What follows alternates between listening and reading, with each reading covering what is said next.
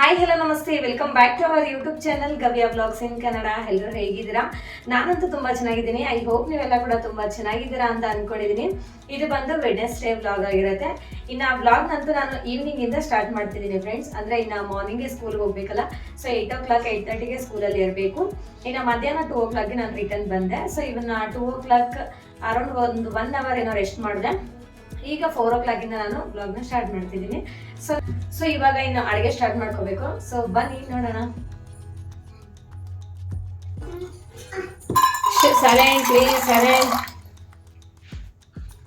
So ಸ್ಕೂಲಿಗೆ ಹೋಗೋಕ್ಕೆ start ಮಾಡಿದಾಗಿಂದ ನನಗಂತೂ ನಿದ್ದೆನೇ ಕಮ್ಮಿ ಆಗ್ತಿದೆ. ಅಂದರೆ ಬರೀ ಕೆಲಸ ಇದು ಈ ಕಡೆ ಯೂಟ್ಯೂಬ್ ಮ್ಯಾನೇಜ್ ಮಾಡಬೇಕು, ದೆನ್ ಸ್ಕೂಲ್ದು ನೋಡ್ಕೋಬೇಕು, ಸೊ ಮತ್ತೆ ಸ್ಕೂಲಲ್ಲಿ ವರ್ಕ್, ಸೊ ಸ್ವಲ್ಪ ಸ್ಟ್ರೆಸ್ ಅಂತ ಫೀಲ್ ಆಗ್ತಿದೆ. ಅದಕ್ಕೋಸ್ಕರ ನಾನಂತೂ ಬೆಳಗ್ಗೆ ಟೈಮ್ ಕಾಫಿನೂ ಕುಡಿಯೋಕೆ ಆಗ್ತಿಲ್ಲ. ಸಮಾಧಾನವಾಗಿ ಬಂದು ಫಸ್ಟು ಊಟ ಮಾಡಿ ಒಂದು ಸ್ವಲ್ಪ ರೆಸ್ಟ್ ಮಾಡಿ ಆಮೇಲೆ ಟೀನ ಪ್ರಿಪೇರ್ ಮಾಡ್ಕೊಂಡು ಕುಡಿತೀನಿ. ಸೊ ಈಗ ಫಸ್ಟ್ ನಾನು ಟೀನ ಪ್ರಿಪೇರ್ ಮಾಡ್ತಿದ್ದೀನಿ. ಇದು ಕೂಡ ಸ್ವಲ್ಪ ಕಣ್ಣಂತೂ ಉರಿತಿದೆ.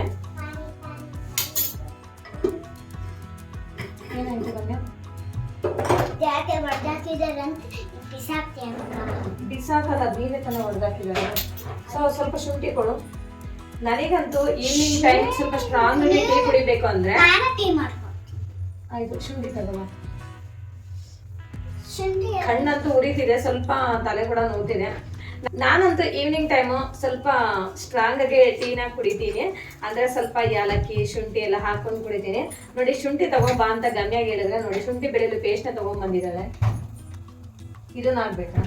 ಇದು ಚಿಕನ್ಗೆ ಹಾಕೋದು, ಮಸಾಲೆ ಸಾಂಬಾರ್ಗೆಲ್ಲ ಹಾಕೋದು. ಇವಾಗ ಶುಂಠಿ ಮೀನ್ಸ್ ಓನ್ಲಿ ಶುಂಠಿ, ಚಿಕ್ಕದು ಶುಂಠಿ ತಗೋ. ಬಾಕ್ಸ್ ಅಲ್ಲಿ ಇರುತ್ತೆ ನೋಡು. ಓಕೆ ಗವೆ, ನೀನೇನ್ ಮಾಡ್ತಿದ್ಯಾ? ಈಗ ನಾನು ಚಿಕನ್ ಸಾಂಬಾರ್ ಮಾಡಲಿಕ್ಕೆ ಮಸಾಲಾನ ಜೋಡಿಸ್ಕೊತಾ ಇದ್ದೀನಿ. ಇಲ್ಲಿ ಕೊತ್ತಂಬರಿ, ಪುದೀನ, ಒಂದು ಚಿಕ್ಕ ಸೈಜಲ್ಲಿರೋದು 1-2 ಟೊಮೊಟೊನ ಹಾಕ್ಕೊತಾ ಇದ್ದೀನಿ. ಹಾಗೆ ಒಂದು 5-6 ಹಸಿಮೆಣಸಿನ್ಕಾಯಿನ ಹಾಕ್ಕೊಂಡು ಫೈನಾಗಿ ಪೇಸ್ಟ್ ಮಾಡ್ಕೊತೀನಿ. ಆಮೇಲೆ ಅರ್ಧ kg ಚಿಕನ್ನ ತೊಗೊಂಡಿದ್ದೀನಿ. ಸ್ವಲ್ಪ ಉಪ್ಪು, ನೆಕ್ಸ್ಟು ಅರಿಶಿನ ಹಾಕ್ಬಿಟ್ಟು ಚೆನ್ನಾಗಿ ತೊಳೆದು ಇಟ್ಕೊಂಡಿದ್ದೀನಿ. ಈಗ ಇಲ್ಲಿ ಸ್ವಲ್ಪ ಉಪ್ಪು, 1 ಟೇಬಲ್ ಸ್ಪೂನ್ ಅಷ್ಟು ಶುಂಠಿ ಬೆಳ್ಳುಳ್ಳಿ ಪೇಸ್ಟು, ಒಂದು ಅರ್ಧ ಟೀ ಸ್ಪೂನ್ ಅಷ್ಟು ಅರಿಶಿನ, ಮತ್ತು ನಾವು ರುಬ್ಬಿರೋ ಮಸಾಲೆ ಪೇಸ್ಟ್, ಗ್ರೀನ್ ಮಸಾಲೆ ಪೇಸ್ಟ್ ಇದೆಯಲ್ವ, ಅದನ್ನು ಕೂಡ ಹಾಕ್ಕೊಂಡು ಇಲ್ಲಿ ನಾನು ಒಂದು ಚಿಕ್ಕ ಕಪ್ಪಷ್ಟು ಕರ್ಡ್ನ ಹಾಕ್ಕೊತಾ ಇದ್ದೀನಿ. ನನ್ನ ಮಗಳು ಸ್ವಲ್ಪ ಹಾಕೊಂಡ್ರೆ ಜಾಸ್ತಿ ಆಗಿಬಿಟ್ಲು. ಈಗ ಚೆನ್ನಾಗಿ ಮಿಕ್ಸ್ ಮಾಡ್ಕೊತಿದ್ದೀನಿ. ಇಲ್ಲಿ ನನಗೆ ಖಾರ ಕಮ್ಮಿ ಆಯಿತು, ಅದಕ್ಕೋಸ್ಕರ 1 ಟೀ ಸ್ಪೂನ್ ಅಷ್ಟು ಅಚ್ಕಾರದ ಪುಡಿ, ಒಂದು ಸ್ವಲ್ಪ ಕರಿಬೇವನ್ನ ಹಾಕ್ಕೊಂಡು ಚೆನ್ನಾಗಿ ಮಿಕ್ಸ್ ಮಾಡಿ ಸೈಡಿಗೆ ಎತ್ತಿಟ್ಕೊಳ್ಳೋಣ. 1 hour ಮ್ಯಾರಿನೇಟ್ ಮಾಡ್ಕೋಬೇಕು. ಇಲ್ಲಿ ನನ್ನ ಟೀ ಅಂತೂ ರೆಡಿ ಆಯಿತು. ಲಾಸ್ಟಲ್ಲಿ ಸ್ವಲ್ಪ ಬೆಲ್ಲನ ಹಾಕ್ಕೊಂಡು ಚೆನ್ನಾಗಿ ಮರಳಿಸಿ ಸೋಸ್ಕೊತೀನಿ. ಟೀ ಅಂತೂ ರೆಡಿ ಆಯಿತು. ಬನ್ನಿ ಫ್ರೆಂಡ್ಸ್, ಎಲ್ಲರೂ ಟೀ ಕುಡಿಯೋಣ. ನನ್ನ ಟೀ ಕುಡಿದಿದ್ದಂತೂ ಆಯಿತು, ಮೂಡ್ ಕೂಡ ಫ್ರೆಶ್ ಆಯಿತು. ಇವಾಗ ಇನ್ನು ಅಡುಗೆನ ಸ್ಟಾರ್ಟ್ ಮಾಡ್ಕೊತಿದ್ದೀನಿ.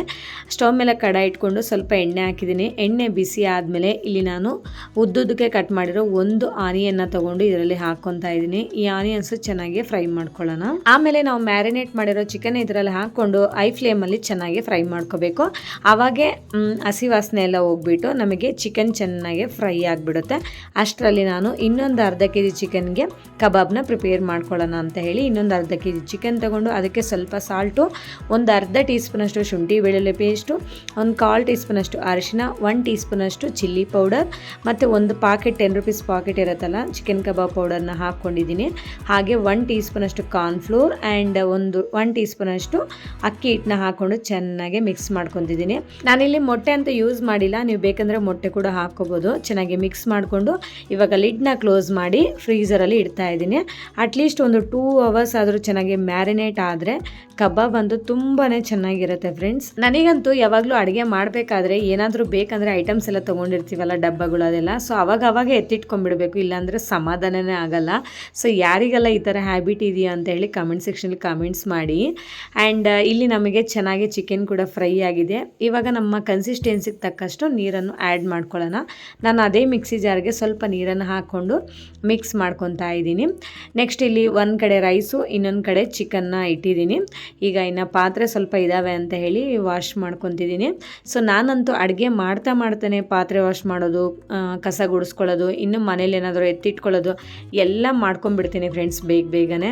ಹಂಗಾದರೆ ಬೇಗ ಆಗಿಬಿಡುತ್ತೆ. ಮ್ಯಾಕ್ಸಿಮಮ್ ಒಂದು 2 hours ನಾನಂತೂ ಕಿಚನಿಂದ ಆಚೆ ಬಂದುಬಿಡ್ತೀನಿ.